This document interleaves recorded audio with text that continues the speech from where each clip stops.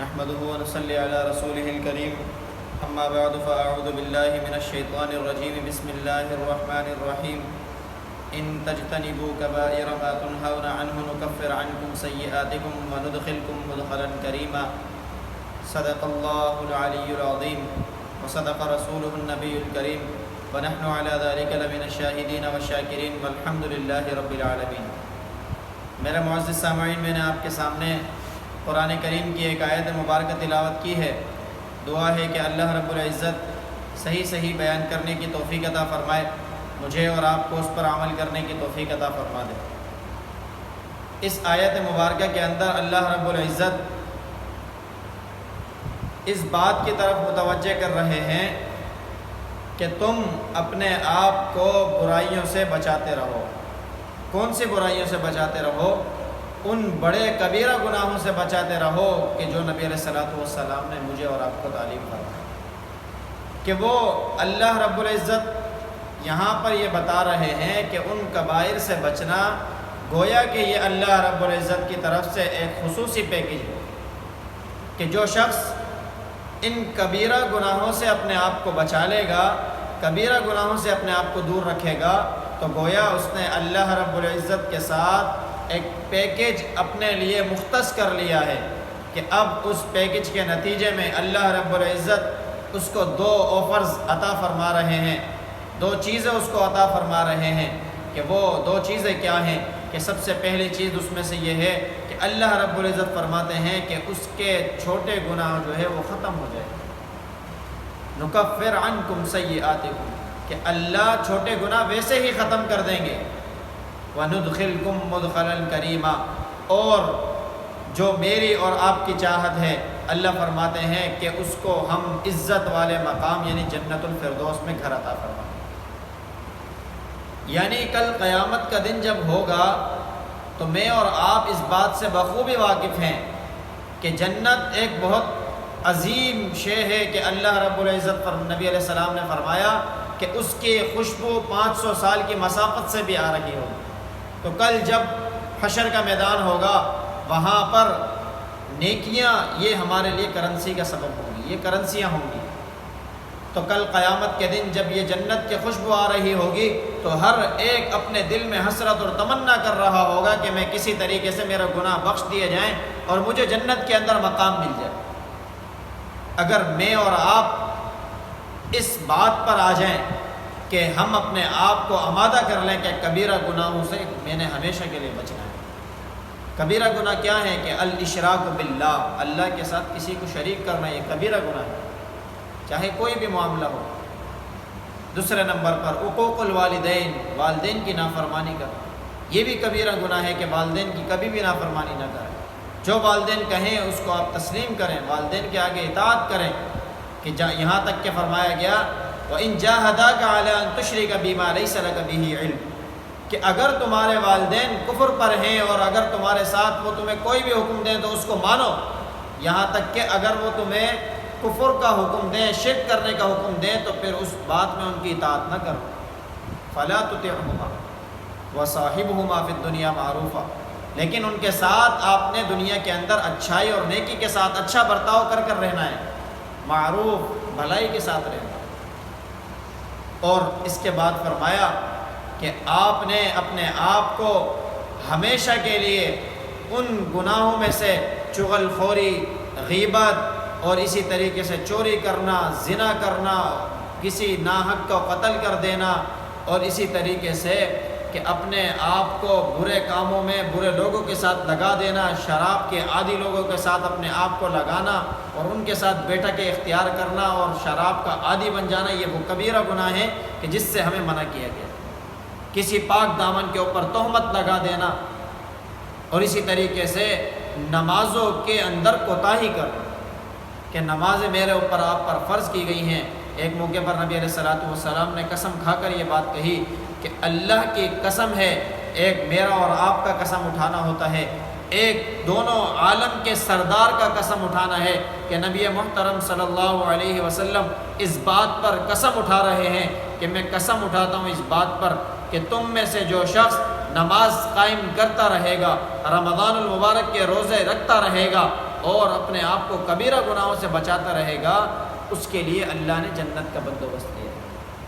یہ سارے کبیرہ گناہ آج جو ہو رہے ہیں، یہ سود کا بازار گرم ہے، یہ بددیانتی کا بازار گرم ہے، یہ رشوت کا بازار گرم ہے۔ میرے بھائیوں، دوستوں، بزرگوں، مجھے اور آپ کو سوچنے کی ضرورت ہے کہ ہم کس معاشرے میں رہ رہے ہیں۔ یہ کوئی غیر مسلم معاشرہ نہیں ہے، یہ مسلمانوں کا معاشرہ ہے۔ مجھے اور آپ کو اس معاشرے کو سدھارنے کی ضرورت ہے۔ اس کو میں نے اور آپ نے بنانا ہے، میں نے اور آپ نے اپنا کردار دکھانا ہے، میں نے اور آپ نے اپنے آپ کو پیش کرنا ہے، میں نے ہی اس معاشرے کی اصلاح کا بیڑا اٹھانا ہے۔ مجھے اور آپ کو اس معاشرے کی اصلاح کی فکر کرنی ہے، اور اس کے لیے سب سے زیادہ ضروری یہ ہے کہ میں خود اپنے آپ کی اصلاح کرنے والا بن جاؤں۔ کہ یہ جو نبی علیہ الصلاۃ والسلام نے کبائر گناہ شمار کروائے کہ تقریباً دیگر روایتوں سے ملا کر 20 کے قریب بنتے ہیں، ان کے لسٹ کو دیکھا جائے اور شمار کیا جائے کہ میرے اندر اس میں سے کیا کیا موجود ہے، پھر اس کی اصلاح کی فکر کی جائے۔ اور دوسری بات رہی، ہمارے جب تک ہم اپنے ملک میں ایسا نظام قائم نہیں کریں گے کہ جو سود سے پاک ہو، بددیانتی سے پاک ہو، رشوت سے پاک ہو، تب تک ہم اس معاشرے کے اندر گناہوں میں لگے رہیں گے۔ حکومت کا ایک بڑا کردار ہے۔ مجھے اور آپ کو اپنے ملک کی بھی فکر کرنی ہے، مجھے اور آپ کو اپنے ملک کی اصلاح کرنی ہے۔ میں نے اور آپ نے نکلنا ہے، میں نے اور آپ نے لوگوں کو بتانا ہے کہ یہ دین ہمارا یہ کہتا ہے، قرآن یہ کہتا ہے، نبی علیہ الصلاۃ والسلام یہ کہتے ہیں۔ میری اور آپ کی کامیابی تو اللہ نے قرآن کے اوپر رکھی ہے۔ اللہ خود فرماتے ہیں کہ ان تجتنبوا کبائر ما تنہون، کہ جس باتوں سے تمہیں روکا گیا ان کبیرہ گناہوں کو چھوڑ دو۔ اللہ نے اس کے بدلے میں میرے اور آپ کے لیے نجات رکھی ہے کہ گناہوں سے اللہ ہمیں خالی کر دیں گے، گناہ ہمارے معاف فرما دیں گے، اور اللہ رب العزت کل قیامت کے دن مجھے اور آپ کو سرخرو کر دیں گے، مجھے اور آپ کو جنت عطا فرما دیں گے۔ کہ جس طرح اس دنیا کے اندر ہم نے اللہ کے دین کو تھامے رکھا، اللہ کے دین کے علم کو لے کر چلے، اللہ کے دین کی دعوت کو لوگوں تک پہنچایا، اللہ کے دین کی سربلندی کے لیے اپنے آپ کو ہمہ وقت مصروف رکھا، اللہ کے دین کی دعوت کے لیے اپنے آپ کو لگا کر رکھا، تو اسی میں میرے اور آپ کے لیے نجات ہے کہ ہم ہر وقت اللہ کے دین کو سربلند کرنے کی فکر میں لگے رہیں، کہ کبھی بھی کسی بھی وقت میرے اور آپ سے اللہ کے دین کی سربلندی کا کام میرے اور آپ کی زبان اور دل سے نہ نکلے۔ ہر وقت میرے اور آپ کی یہ کوشش ہو کہ ہم اللہ کے دین کو سربلند کریں گے، اور اللہ کے دین کو سربلند کرنے کے لیے میں نے اور آپ نے فکر کرنی ہے۔ اس کے لیے سب سے پہلے میں خود بھی کوشش کروں، میں اپنے آپ کی بھی اصلاح کروں، میں اپنے آپ کو بھی بنا لوں، میں اپنا کردار بھی ایسا بنا لوں کہ مجھے دیکھ کر لوگ دین کی طرف آ جائیں، مجھے دیکھ کر، میرے کردار کو دیکھ کر، میری زبان کو دیکھ کر، میرے اخلاق کو دیکھ کر لوگ دین کی طرف مائل ہوں۔ آج میرا کردار، میرا زبان، میرے اخلاق ہم نے ایسے بنا لیے ہیں کہ لوگ ہمارے پاس آنے سے قاصر ہیں، لوگ میرے اور آپ سے دور جا رہے ہیں۔